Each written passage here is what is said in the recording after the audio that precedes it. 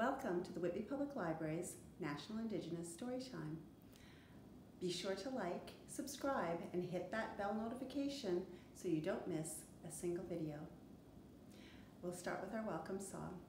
It's called Aaniin Boozhoo, and Aaniin is hello, and Boozhoo is welcome. Aaniin Boozhoo,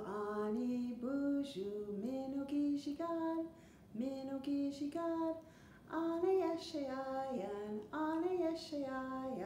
Nimo Aya, Nimano Aya, Aaniin Boozhoo,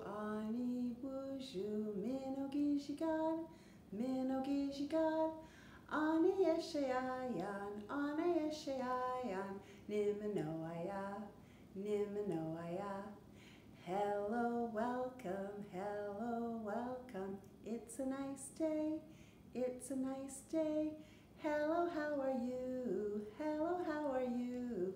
I am fine, I am fine. Aaniin Boozhoo, welcome. Sherry and Neonakis, Mississauga First Nation and Sagamok First Nation, Dunjaba. I am with the Brooklyn branch of the Whitby Public Library, and today you are going to join us for some stories and songs and some teachings. So we'll start with our first story, and it is called What's the Most Beautiful Thing You Know About Horses? And it's written by Métis writer Richard Van Camp and illustrated by George Littlechild. And we're reading this with permission from Access Copyright on behalf of the publisher. What's the most beautiful thing you know about horses? Today, it is 40 below in my hometown of Fort Smith in the Northwest Territories of Canada. It is winter and I am cold. Not even my long johns and parka can help me today. It's so cold, the ravens won't fly. My dog, Holmes, refuses to bark, and my dad's truck, which we call the Green Death, refuses to start, and I cannot go outside. I've been thinking about a question I want to ask you. What's the most beautiful thing you know about horses? The reason I'm asking is that I'm a stranger to horses, and horses are a stranger to me. Let me tell you why. I'm half Indian and I am half white. The good news about all of this is I could be the cowboy and the Indian when we used to play guns. The bad news is my family never had any horses to ride up here. All we had up here were dogs. My mom is a dog rib Indian. Our people have great respect for dogs. Dogs used to help us haul camp and protect the food stashes when we would hunt for caribou out on the barren lands. My grandfather, Pierre Washoe, used to sneak into wolves' dens to gather wolf cubs so he could breed them with dogs. This way his dog team, who were half wolf and half dog, would be deadly. We are not horse people. If I could, I'd shake the hooves with all the horse tribes. My granny taught me that handshakes are hugs for strangers. If I could speak horse, I would ask them a few questions. Do horses have secrets? In winter, do they wonder, what do the leaves do under the snow all day? Do horses think fireworks are strange blooming flowers in the sky? Do horses think that the northern lights are a heaven for horses or a shower of love from the Creator to all of us? Do horses love?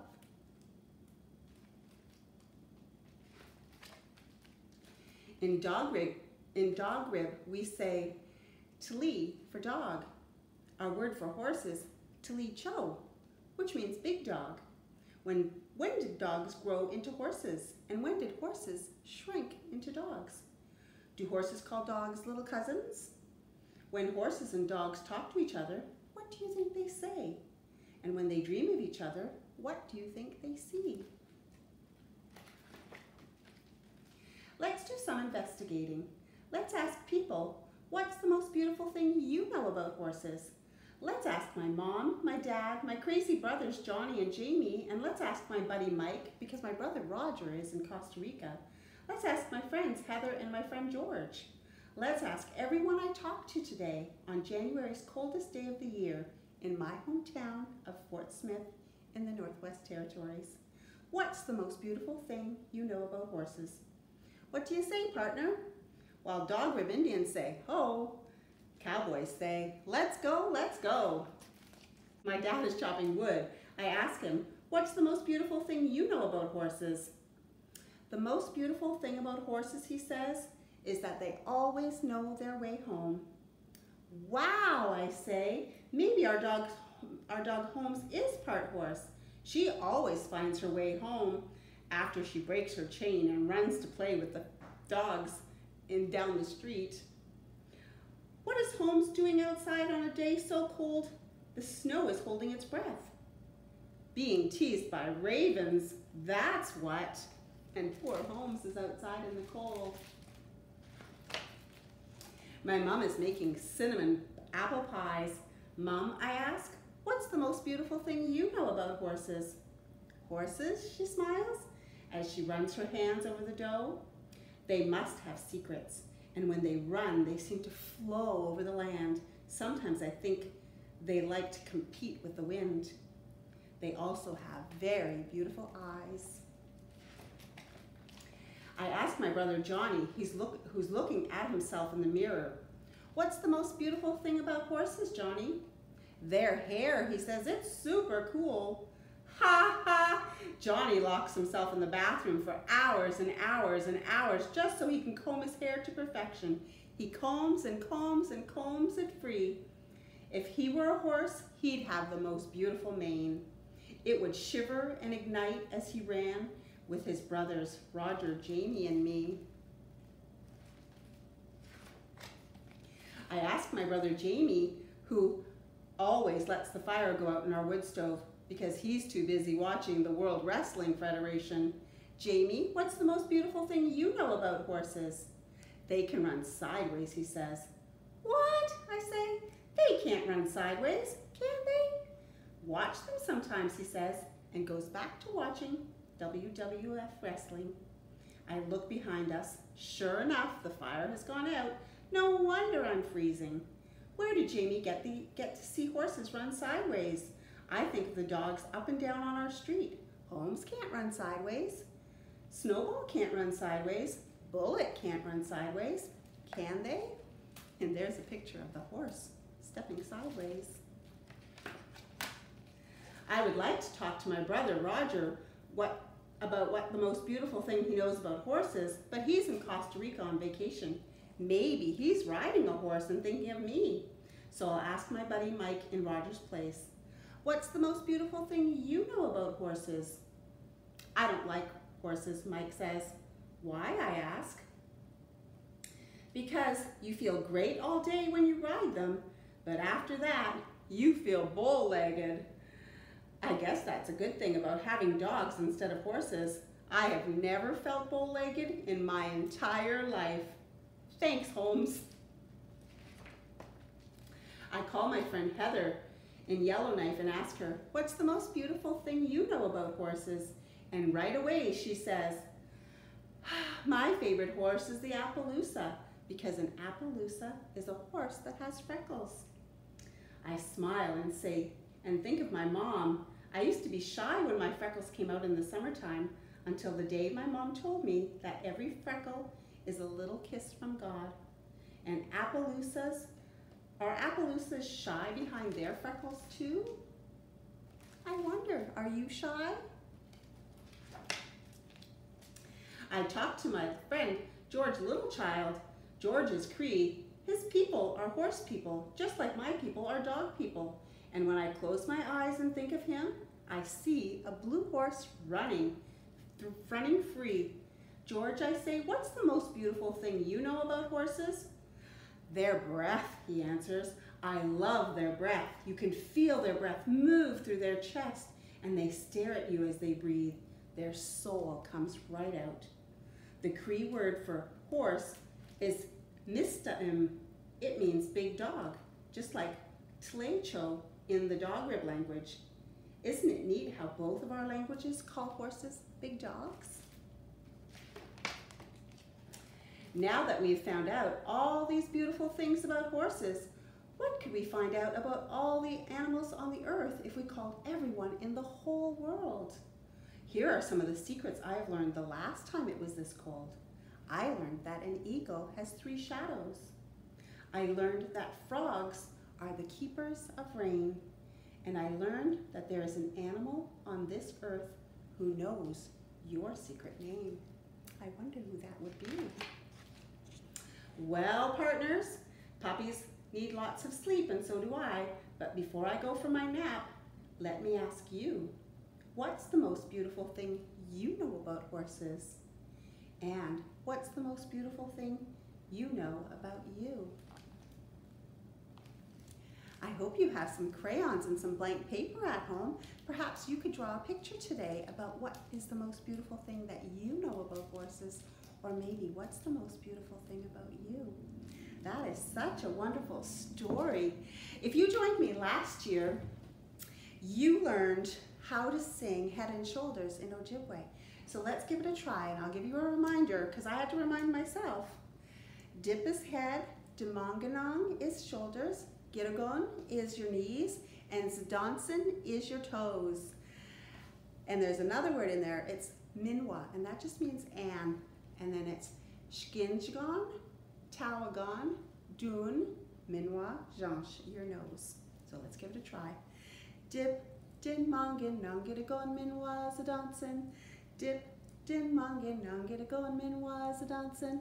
Shkinjgon, Tawagon, Dun, Minwa, Jansh. Dip, din mongin, nongitagon, Minwa, Zdansen. Head and shoulders, knees and toes, knees and toes, knees and toes. Head and shoulders, knees and toes. Eyes, ears, mouth, and nose. Very good. Are you ready for another story? How about you have a little seat? And our next story is May We Have Enough to Share by Richard Van Camp. And it's published by Orca Book Publishers. May we have enough to share to know the sweetness of every day. May we have enough to share our homes, our foods, our stories, and our laughter. May we have snuggles, cuddles, sniffs, and kisses. May we have hugs to warm each other's hearts. May the success and joy we see inspire our own dreams and wishes. May we have enough to lighten each other's sorrows. May we have enough to help. May we have enough to explore life's sweet mystery around us every day.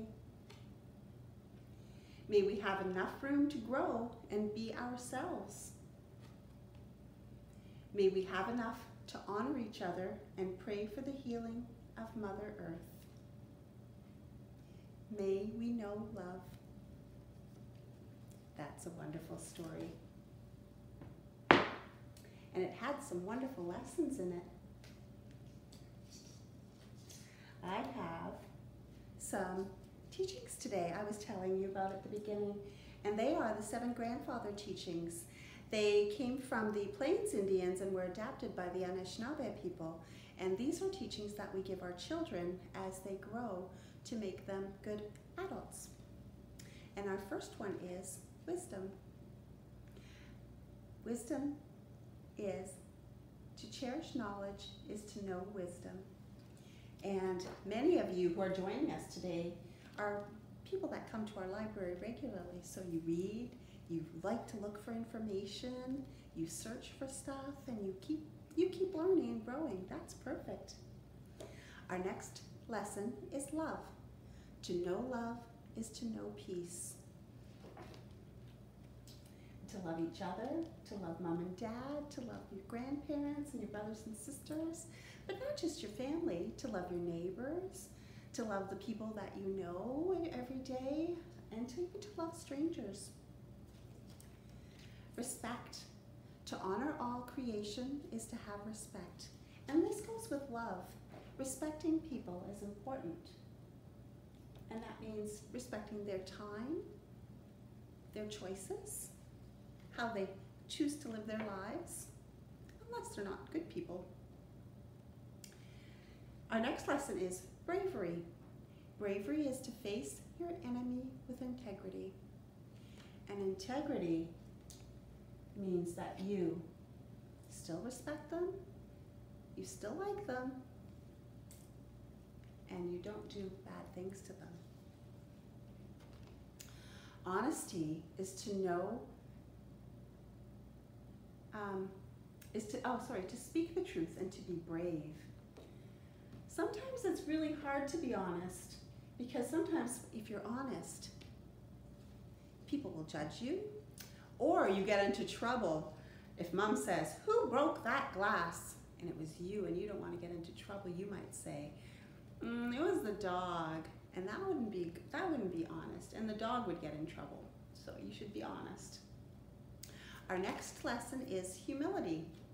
Humility is to know who you are and that you are a sacred part of creation, that you are not junk, that you are a human being, and that everyone around us are human beings. And our last one is truth. Truth is to know that all of these things are true. Very good. So those are our 7 grandfather teachings.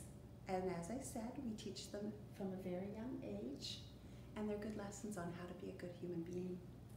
Our last story today is called The Sweetest Kulu, and it's written by Celina, Kalluk and illustrated by Alexandria, Neonakis. And look at Sweetest Kulu is a baby, and this is almost a lullaby to this sweet child who has been born. Sweetest Kulu, on the day you were born, all of the Arctic summer was there to greet you.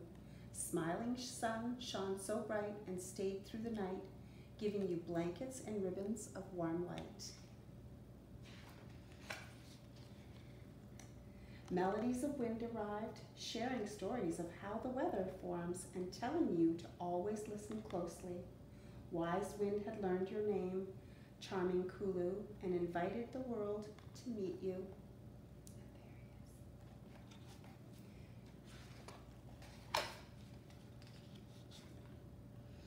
You had many wondrous and grand visitors. They shared thoughts, feelings, and best wishes with you, darling Kulu.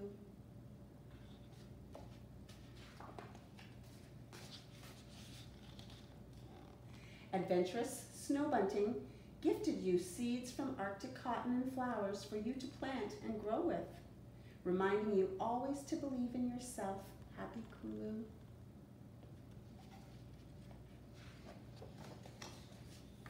And the Arctic hare with rock willow and roots came to show you love so easily. You became a best friend, baby Kulu, loving to give. And there's Kulu with the Arctic hare.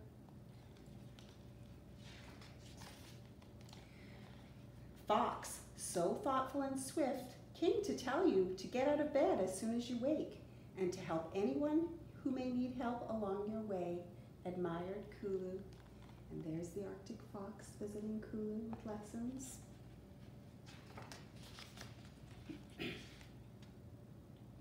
Thinking of you, Arctic char enjoyed reflections in waters so sea green and gave you tenderness too, beautiful and handsome Kulu.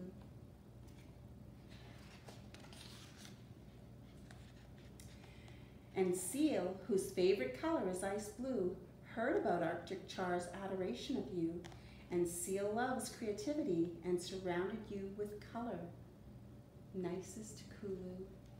And that's beautiful colors, those blues.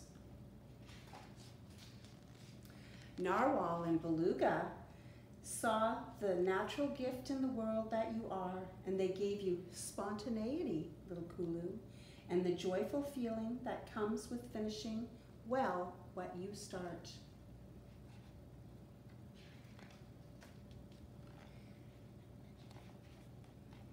Muskox shared heritage and empowerment with you, magnificent Kulu, showing you how to protect what you believe in. And Caribou chose patience for you, cutest Kulu. He gave you the ability to look to the stars so that you will always know where you are and may gently lead the way. Polar Bear provided instinct, powerful instinct, and taught you to always treat animals with respect and to never scold them. Polar Bear made an offering of gentleness, making you a modest and kind Kulu.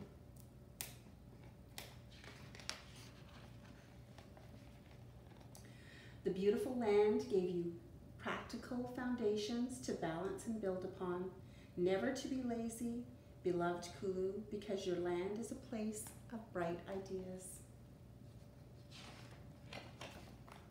Dream a little, Kulu. This world now sings a most beautiful song of you. Slumber in safety. Tomorrow will wait patiently. Be calm, Kulu, and celebrate, because you are true love. And there they are, the author, the illustrator, and sweet baby Kulu. That's a wonderful story. Miigwech, and thank you for watching. Follow us on social media or visit us at whitbylibrary.ca to discover more of our online programs and digital collections. Vama P. See you later.